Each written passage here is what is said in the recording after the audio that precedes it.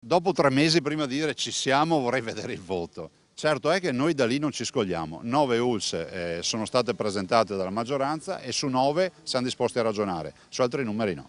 È perentorio il governatore Luca Zaia, le ULSS devono restare 9. Nella settimana in cui maggioranza e opposizioni hanno finalmente trovato una convergenza riaprendo la trattativa, Zaia ribadisce quella che è la sostanza della riforma che si dovrebbe finalmente andare a votare. La nuova bozza fissa in 9 il numero delle aziende sanitarie, prevedendo inoltre un potenziamento delle aziende ospedaliere di Padova e Verona e stabilendo i criteri secondo cui in futuro altri territori potrebbero chiedere delle ULSS specifiche. Comprensibile il dibattito, prosegue il Presidente, ma è ora di votare prima che sia Roma a decidere della sanità di casa nostra. È sale della democrazia, no? Il confronto, le richieste, è legittimo che l'opposizione avanzi tutte le sue proposte. Del resto, se avesse vinto le elezioni farebbe quello che vuole. Oggi le elezioni le abbiamo vinte noi, fra l'altro con un mandato popolare chiaro, e abbiamo un progetto, chiediamo di votarlo. Il confronto c'è stato, 3 mesi li considero più che sufficienti e dopodiché io spero che questa settimana si chiuda. Il buon senso dovrà ovviamente prevalere sulla volontà di fare ostruzionismo. Quanto alla Lega Nord in Consiglio regionale, dubbi o contrasti sulla riforma non ne ha, aggiunge. Il mio partito dimostrerà che voterà in maniera compatta e univoca